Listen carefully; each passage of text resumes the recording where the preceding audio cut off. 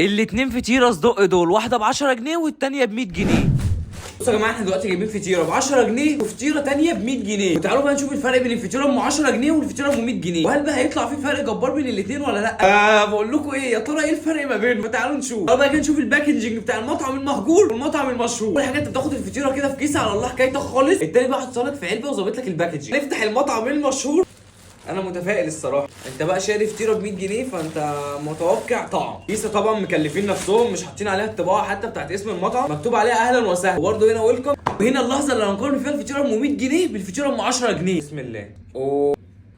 ده بقى شكل الفطيره وحجمها، وبيجي معاها كيسين كاتشب. هي اتبهدلت شويه بسبب الدليفري، بس انا متفائل الصراحه بالتجربه دي بقى دي. الفطيره ام 100 جنيه من المطعم المشهور. بقى نشوف الفطيره ام 10 جنيه من المطعم المهجور. يلا كل واحد على قد سعره. شايفين الباكج عامل ازاي؟ طلعوا الفطيره كده، شايف كيسه بيضه عارفينها عاديه. ده بقى شكل الفطيره اللي هي فطيره صدق او سجق شبه ما.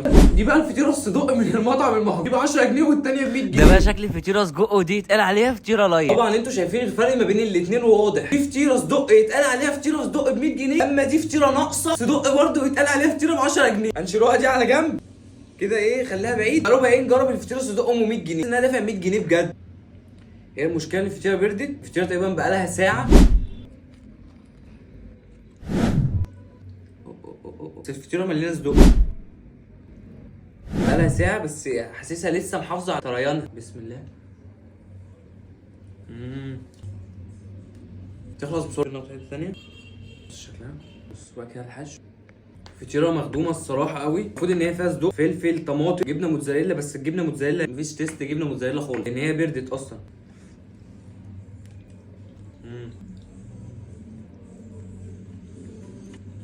خفيفه قوي. فطيره صدق عاديه كلنا عارفينها، بس حاسس ان هي خفيفه. عايزه تبقى تقيله. كنت متوقع ان هي تبقى اتقل من كده. في معاك الكاتشب المضروب ده المصري. هناخد اكبر حته.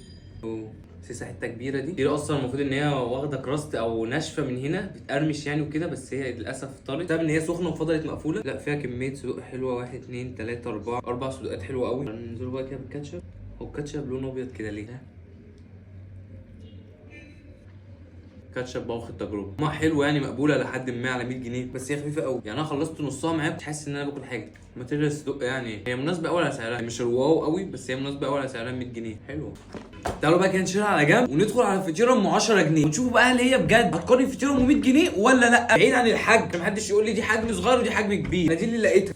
دي شكلها، بصوا بقى هقول لكم دي عباره عن ايه. فطيره عاديه تقريبا ام 2 جنيه اللي كنا بنجيبوها زمان واحنا صغيرين، مش عارف هي لسه بتتباع لحد دلوقتي ولا لا. فطيره عاديه جايبينها فرشين عليها صدق. هي عقله الصدق يعتبر هم مطلعينها عقله، هم فاضيينها على الفطيره دي كلها. دي بقى كميه الحشو اللي في الفطيره ام 10 جنيه وكميه السجق فيها تقريبا كده هي معدومه السجق اصلا. الفطيره دي ما دخلتش فرن، اللي لو دخلت فرن بصدق والجبنه اللي فيها دي زمان الجبنه التركي دي ساحي. فيها طماطم شكلها ما يطمنش تقريبا برضو على ما اظن ان الطماطم الجبنه التركي المبشوره دي نضيفه، مش عارف ازاي يعني. صراحه ربنا الجبنه كلها نضيفه. اصلا كان هيعمل لي ساندوتش بس قلت له لا، ما مش عايز ساندوتش، عايز فطيره. المهم ان احنا المفروض نجرب الفطيره دي. انا قلقان الصراحه اجربها، والله العظيم انا قلقان اجربها. الجبنه التركي قويه قوي. احنا نحاول نقطعها كده مثلا سلايزات شبه البيتزا. انا قلقان من ريحه الجبنه دي. عايز اوريكم سمك الفطيره تقريبا لا يتجاوز السنتي. يلا الحمد لله. هسيب الجنب ده لان الجنب ده فاضي. زياده بقى عليها كمان كاتشب. عنده بيتزا كبيره كاتشب. انت عادي بتقول له لو عايز كاتشب او مش عايز. والله انا حاسس ان انا باكل بيتزا، يعني لو انا شايفها من بعيد اشوفها بيتزا. بص شكل السلايس، ربنا يستر وما يقعش شبه اللي قبله. ده سلايس فطيره على هيئه بيتزا ب 2 جنيه ونص. نعمله كده مثلا رول. انا كنت بفكر اعمله رول بس ما اقتنعتش بكلامه. شوف شكله. انا قلقان والله العظيم. امري الى الله. بسم الله. والله خايف.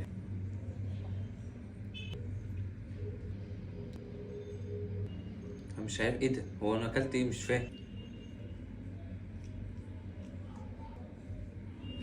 يعني. انت حاسس ان انت بتاكل عيش بتيست سمنه كده بسيط، اي طماطم وكاتشب. متوقع انت تاخد ايه ب 10 جنيه؟ تجربه يعني، ما اظنش ان انا لو هموت من الجوع ان انا اجربها تاني. طبعا بقى يا جماعه مش مقارنه بين الفطيره ام 10 جنيه والفطيره ام 100 جنيه، يعني كده مفيش مقارنه بين المطعم المهجور والمطعم المشهور. ساعتها يا جماعه بجيب من اماكن فخورني كده، اماكن بالداريه بتقدم كواليتي وسعر ينافس بقى الاماكن المشهوره دي. بس كده يا جماعه دي كانت تجربتي بين الاثنين، وطبعا انا هميل للمطعم المشهور عن المطعم المهجور.